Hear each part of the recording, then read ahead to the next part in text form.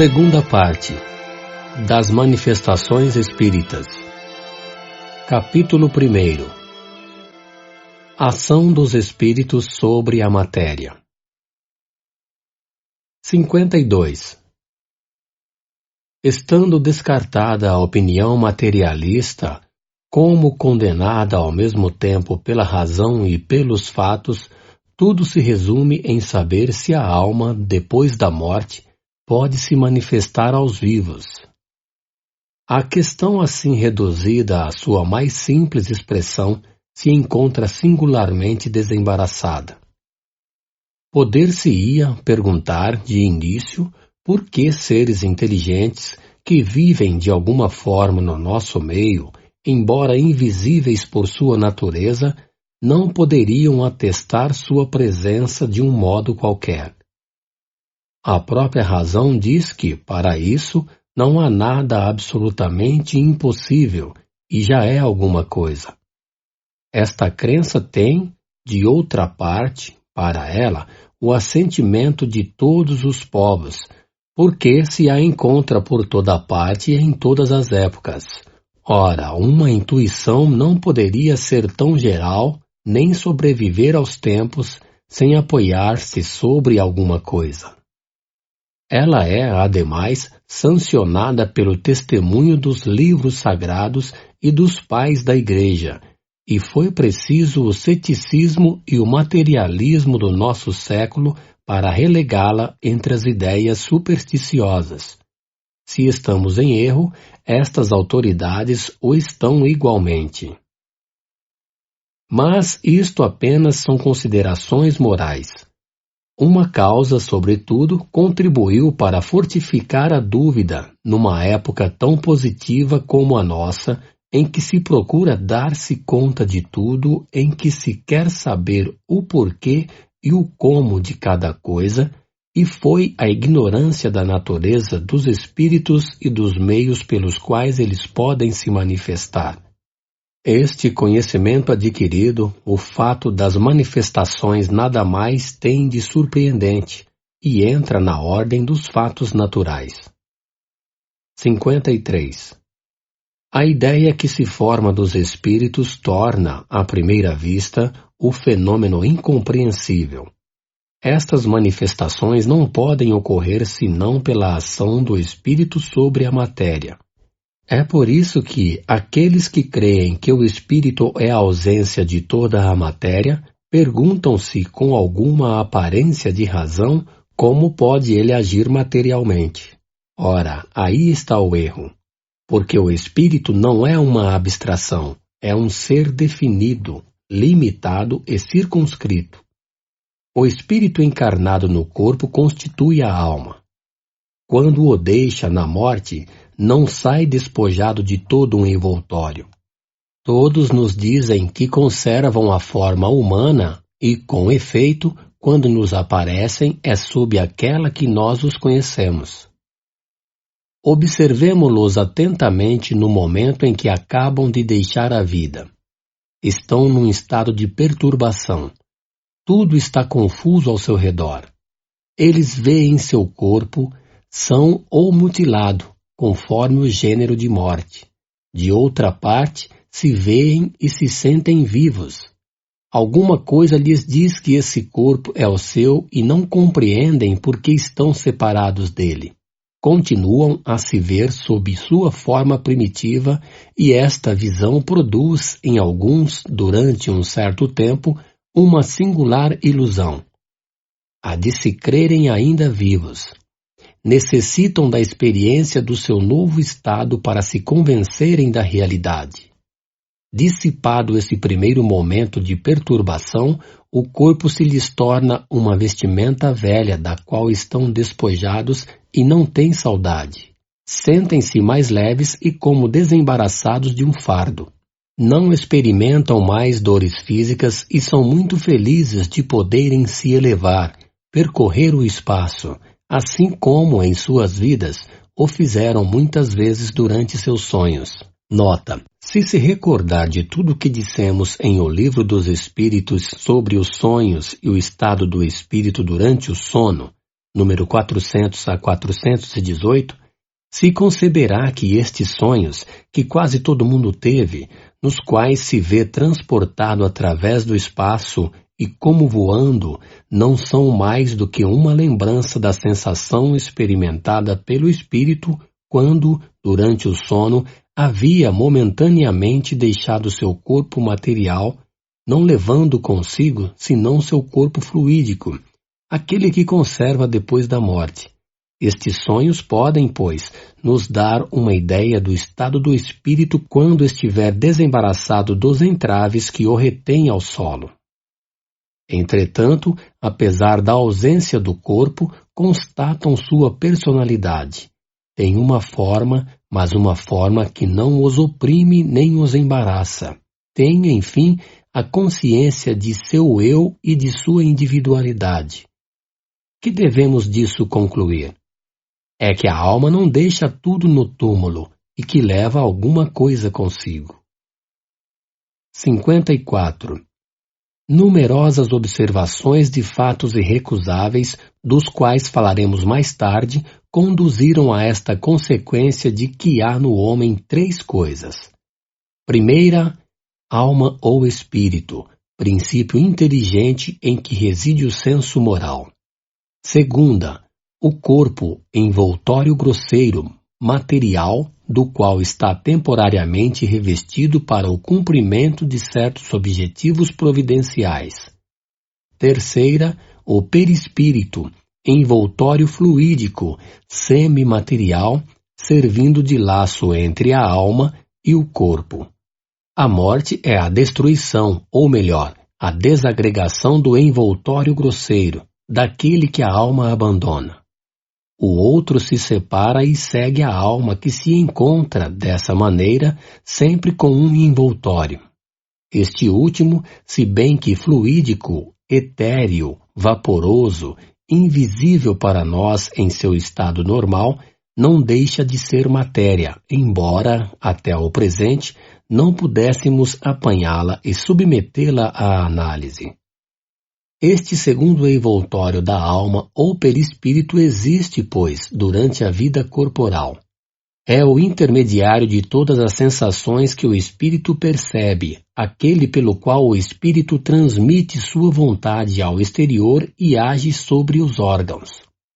Para nos servir de uma comparação material, é o fio elétrico condutor que serve para a recepção e a transmissão do pensamento. É, enfim, esse agente misterioso, inacessível, designado sob o nome de fluido nervoso, que desempenha um grande papel na economia e do qual não se dá bastante conta nos fenômenos fisiológicos e patológicos. A medicina, não considerando senão um elemento material ponderável, se priva, na apreciação dos fatos, de uma causa incessante de ação. Mas não é aqui o lugar de examinar essa questão. Faremos somente notar que o conhecimento do perispírito é a chave de uma multidão de problemas até agora inexplicados. O perispírito não é uma dessas hipóteses às quais se recorrem na ciência, algumas vezes para a explicação de um fato. Sua existência não é revelada somente pelos espíritos, mas um resultado da observação, como teremos ocasião de demonstrá-lo. Para o momento, e para não antecipar sobre os fatos que iremos relatar, nos limitaremos a dizer que, seja durante sua união com o corpo, seja depois de sua separação, a alma jamais está separada de seu perispírito. 55. Já se disse que o espírito é uma chama, uma chispa. Isto se deve entender do espírito propriamente dito como princípio intelectual e moral, e ao qual não se poderia atribuir uma forma determinada. Mas em qualquer grau que se encontre, está sempre revestido de um envoltório ou perispírito, cuja matéria se eteriza à medida que ele se purifica e se eleva na hierarquia. de tal sorte que, para nós, a ideia de forma é inseparável da do espírito, e que não concebemos um sem o outro. O perispírito faz, pois, parte integrante do espírito, como o corpo faz parte integrante do homem. Mas o perispírito sozinho não é o espírito, como apenas o corpo não é o homem, porque o perispírito não pensa. É para o espírito o que o corpo é para o homem. É o agente ou o instrumento de sua ação. 56. A forma do perispírito é a forma humana, e quando nos aparece é, geralmente, aquela sob a qual conhecemos o espírito em sua vida. Poder-se-ia crer, em razão disso, que o perispírito, separado de todas as partes do corpo, se amolda de alguma sorte sobre ele e lhe conserva o tipo, mas não parece que seja assim. A forma humana, com algumas diferenças aproximadas de detalhes, e salvo as modificações necessitadas para o meio no qual o ser foi chamado a viver, se encontra nos habitantes de todos os globos. É, ao menos, o que dizem os espíritos. É, igualmente, a forma de todos os espíritos não encarnados e que não têm senão o perispírito. É aquela sob a qual, em todos os tempos, se representaram os anjos ou espíritos puros, de onde devemos concluir que a forma humana é a forma tipo de todos os seres humanos, qualquer que seja o grau ao qual pertençam. Mas a matéria sutil do perispírito não tem a tenacidade nem a rigidez da matéria compacta do corpo. Se podemos nos exprimir assim, ela é flexível e expansível. Por isso a forma que toma, se bem que calcada sobre a do corpo, não é absoluta.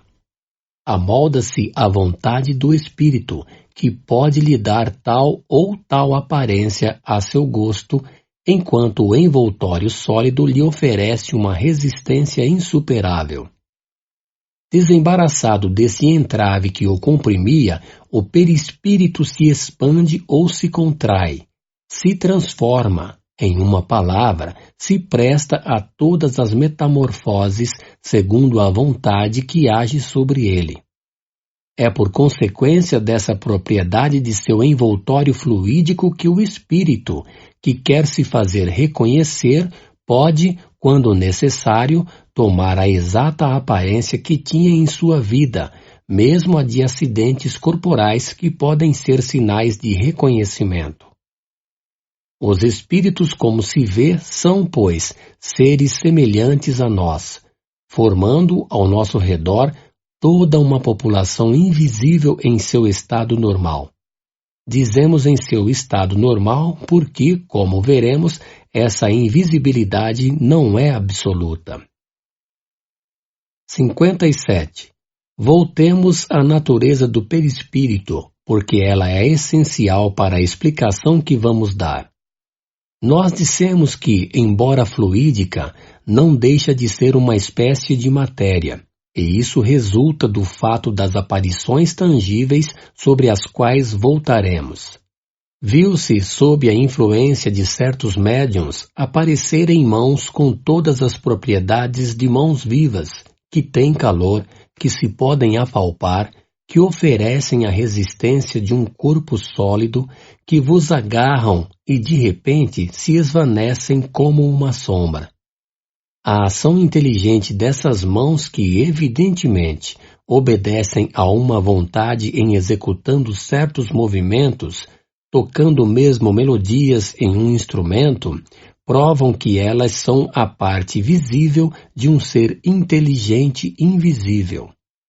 Sua tangibilidade, sua temperatura, em uma palavra, a impressão que fazem sobre os sentidos, se a viu deixar marcas sobre a pele, dar golpes dolorosos ou acariciar delicadamente, provam que são de matéria qualquer. Sua desaparição instantânea prova, por outro lado, que essa matéria é eminentemente sutil e se comporta como certas substâncias que podem passar alternativamente do estado sólido para o estado fluídico e reciprocamente. 58.